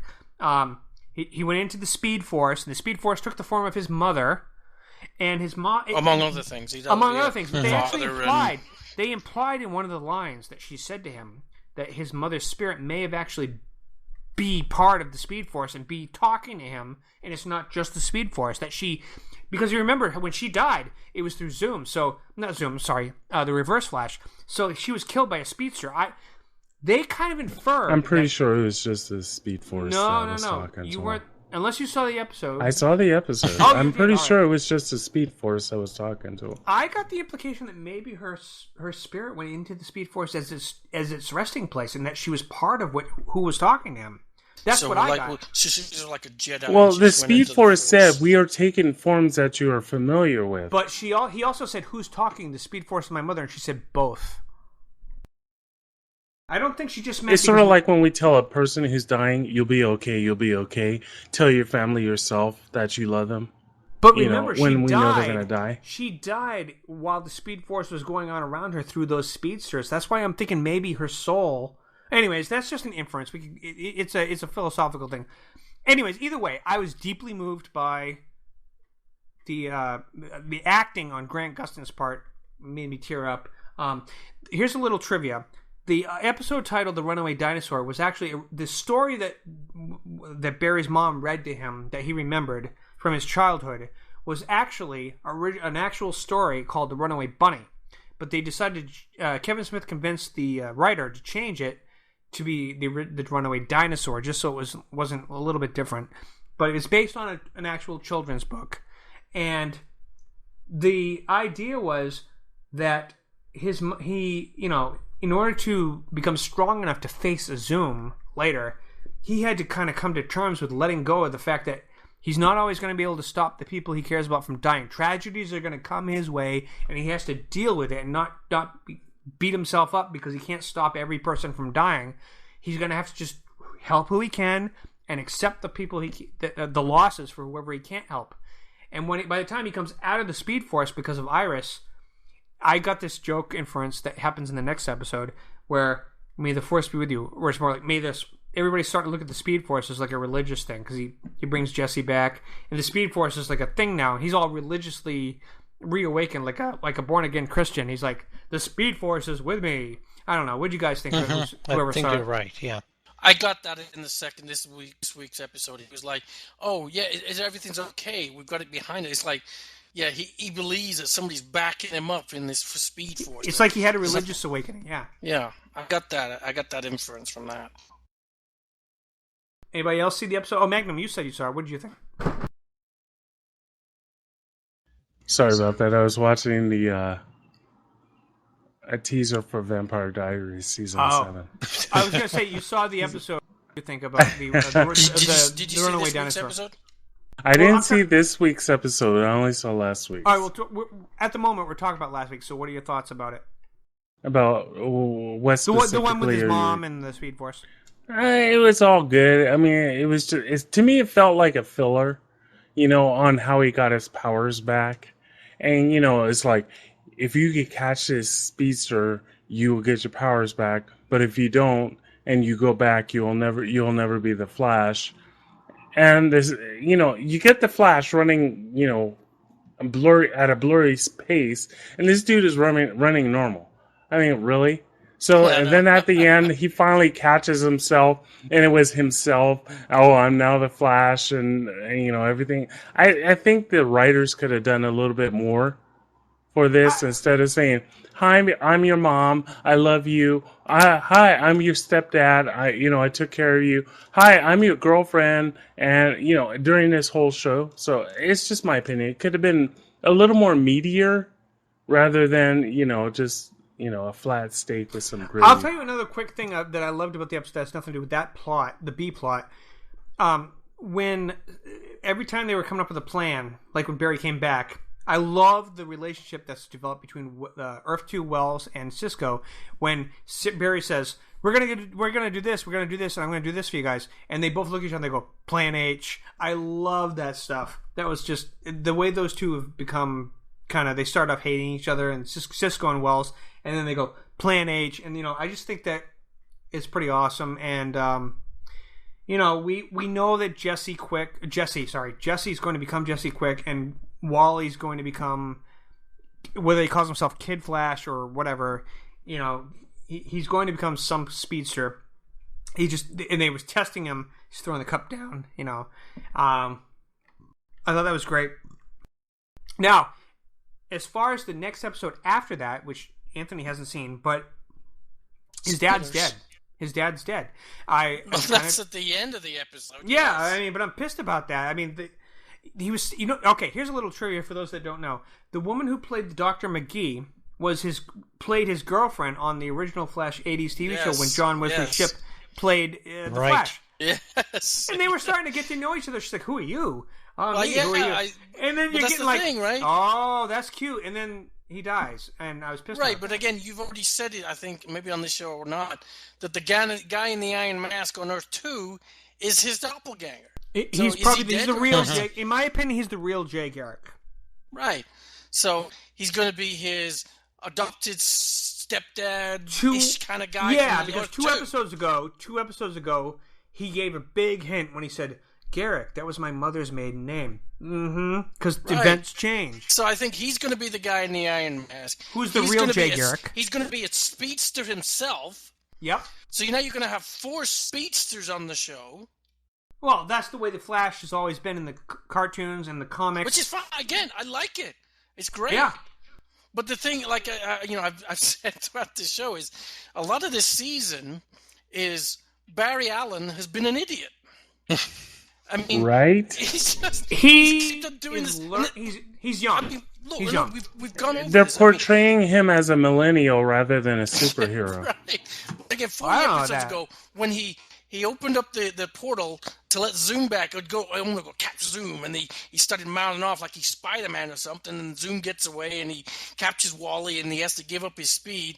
At that point, he's no longer the Flash. You couldn't call it the Flash, but they were every episode. They should have just called it the Barry Allen Show. Is what they should have done for 2 episodes as a joke. This is the Barry Allen Show because that's what he was. Now he's got his speed back, which is fine. And again, hopefully now that he's been in the Speed Force, he's seen what his actions do. He actually thinks about what he does before he does it. He doesn't just rush in there like a stupid kid. And now that he's got other speedsters around him, and especially his dad from the other universe, maybe, hopefully, the guy in the Iron Mask, he'll be a mentor and say, look, this is what you should be doing and not doing. Hopefully we'll get a little more mature Flash next season. There's a screen cap I took. Well, not me personally. It was on a podcast. I looked at there was a scene with the man in the iron mask from behind when he's tilting his head forward when he's like. Doesn't matter. They've already said the person in that mask is not the person that's going to be in the mask at the end. They put other people in there. They've already said the actor has not necessarily worn that mask yet. Oh, we'll see. So it doesn't mean it could be a body, it could be different skin color. They say it doesn't matter. All the lighting and stuff. Don't take what you see on the screen as being, or you're trying to figure it out. Yeah, I know. I'm pretty positive. They've already said that's irrelevant. He's John Wesley Shipp as Jay Garrick, the real Jay Garrick of Earth 2. Anyway. I mean, look, the Zoom, the voice, the voice for Zoom. That's a Tony big Todd, black I guy. know. Yeah, I mean, that's a huge. I mean, I know his voice. Well, James Earl Jones was the voice of Vader, yeah, but look who again, played him. So again, they've used other actors and other voices to say this is to simulate and do other things within the show. So that person who's in the mask right now is probably not the actor who's going to be revealed. By the time we do the next episode, we'll have known. Obviously. Oh yeah, they're going to reveal it next week. All right. So, for the final segment today, I guess we're all right. Yeah. So Ross, you told me I called this segment Ross Rants. You said you had some things you wanted to talk about. What's going on, buddy? I don't have a rant this week, but right. I do like to bring up stuff that I find interesting and geeky that's kind of outside the mainstream movie television area. In the past, I've talked about Red versus Blue. I've talked about Rooster Teeth in general. That spider chick there. What's her name? Yeah, I've talked about Silk. Well, this week I want to bring up a YouTube series that I've been watching that's about to launch its newest season. What's now, that? I know not all you guys are gamers, but I'm sure you've heard of Fallout. Yep. Sure. This is a machinima series that is a series that is animated with video games, right? Based in they use Fallout, mods and things like that. Yeah. And it's called The Storyteller. It's a lore series where the characters talk about the history of a gaming world, and in this case, it's about Fallout, and it's about to launch its latest season soon. I don't have a date, but I encourage you to look it up and watch the previous seasons. It's a lot of fun. That sounds cool. Okay, but that's a story for another time. All right. Tagline, by the way. Okay, well, we've gone pretty close to the time we were talking about. Anybody have any last things that they? I do. Go ahead. Overwatch is a ripoff of Team Fortress 2. Is that a game? Yeah, it's a game. Inspired by. That the new game from Blizzard? Yes. It is. It is. Okay. Hopefully, at some point in the future, I think you've already mentioned it, George, but Supergirl's moving to CW. Yeah, we have time to talk about that a little bit. Go ahead. We don't know what's going to be. I've seen some, and I think you mentioned it at some point. How are they going to meld this world now, which is Earth 2 or different Earth, versus the Barry Allen and the Arrow? Yeah, my theory is that, like we talked about on a previous episode, like you got the Crisis on Infinite Earths idea where there's a big multi-Earth kind of a war, and then something causes some of the worlds to merge into one, and then it sort of retcons the whole thing. Now, I don't know if they're going to do that only for one reason. I started to think about this since I posted about it. I thought at first when they announced this, what they were going to do is they were going to end up making a big event where her world and Barry's merge into one, so that Barry remembers what it was like when they were separated, but it turns out they're always together in one universe. I no longer am sure about that because it could confuse the audiences. Now, you got to give the audiences a grain of salt. Like they introduced the idea of the multiverse to the Supergirl fans in the Flash crossover, but to take the two worlds and merge them might be too much. I'm not sure if they can handle it. So you would have to give audience confidence as a writer or as the producers. It would be a big risk. Or they could keep doing where they keep popping back and forth. I'm just not sure which way. They could go either way. Hopefully they merge them. I think they should. Again, it doesn't matter how they write it. Kira said to... It can be super geeky. It can be super silly. If they just merge them... Like, again, we saw a clip with the Flash where Earth 2 is kind of being blown up. Well, not just that, but do you remember the episode? All right, at the very end... Now, at the time, they didn't know this was going to happen. Well, maybe they did. We don't know. Sometimes they don't tell everybody what behind-the-scenes people are talking about, when they... in the industry. One of the things I noticed, because my girlfriend wanted to watch the episode with the Flash and Supergirl. So I watched it again the other night. Now I hadn't noticed this before, but when she was using the analogy to James about, she was talking about getting together with him. She was tossing that orange around in her hands, and she says, Barry said that if the only reason we can't see the other Earths is because they're vibrating at different speeds. But if one of them was to slow down and vibrate at the same speed, then the two worlds could become one.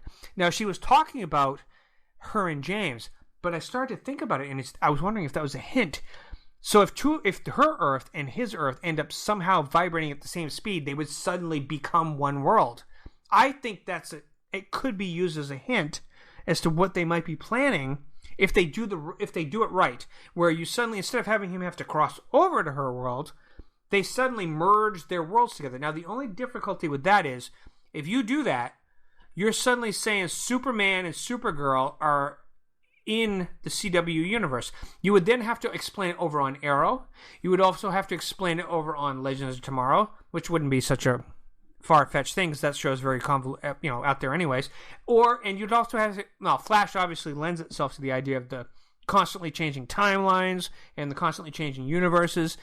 But this would be a big... you explain it on Arrow, and then Barry shows up in wherever Arrow is. You'd have to retcon it so that suddenly they accept that there's Supergirl and Superman, like it's always been going on. The only person who would remember the old way it was going on is the people who are outside that space. You wouldn't even have to retcon it, because they would just say retcon. Explain it. If these worlds combine, their memories would just automatically flip. Now again, the audience say, well, why are they suddenly not worried about seeing Supergirl? But again, they can explain it. They've always had this way because this is where in their timeline they've merged and they are now one, and they've always had it. That's true. On Arrow, let's just say they merged the universes, okay, and that they've always existed together, and we never noticed it because things change. The only difference is that on an episode of Arrow, for example, Ollie's shooting people with his bow, and on the news you see Supergirl saves Central City yet again. Big deal, right? Yeah, I think when TV and movies, they're always, we've got to take the audience in the hand and basically walk them through. I don't think we're that. That's my point. They got to give audiences the benefit of the doubt. Right. I mean, look what they did with Spider-Man. We didn't go through the whole crap about his uncle dying or whatever. It was just just something happened. We all know what happens. Constantine. It turned out that Constantine was always in Arrow, and Ollie knew him, but we never knew that until they decided as writers. Right, yeah, and then all of a sudden, we knew why. Boom, he's there. Exactly, they retconned the fact that he always knew Constantine, but we didn't know that until they decided to do the crossover. I know, I love that crossover. That was a great. Right, but my point is, they could do that with Supergirl if they merge the worlds together. Yes. All of a sudden, we just from the point they just of view show up and then start exactly from the point of view of the Arrow audience, it's not that confusing. It's like Arrow. Ollie goes, or somebody Diggle might mention. By the way, did you hear what Supergirl did? She saved the world. That's all they got to do. It doesn't have to be that confusing. Yeah, so there's. I agree. Yeah. All right. Now, hopefully, because again, they're moving to Canada, so the budget's going to be less. But again, yeah, but you know what? They do a lot with their budget. We've seen what the graphics can do with Flash, so I don't think we're going to have a problem with their flying around. No. It's going to look a little different because they're outside Vancouver. It's going to be a little darker, cloudy, or whatever. We'll see. But again, I think they'll get around it. Nothing CG can't fix. Exactly.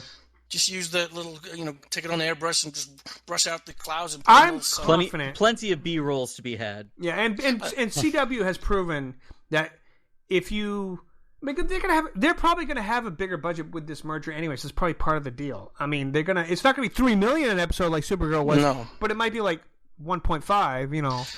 Right, but I don't know if it's going to be that big. But you can do more with less if you're smart enough. Yeah.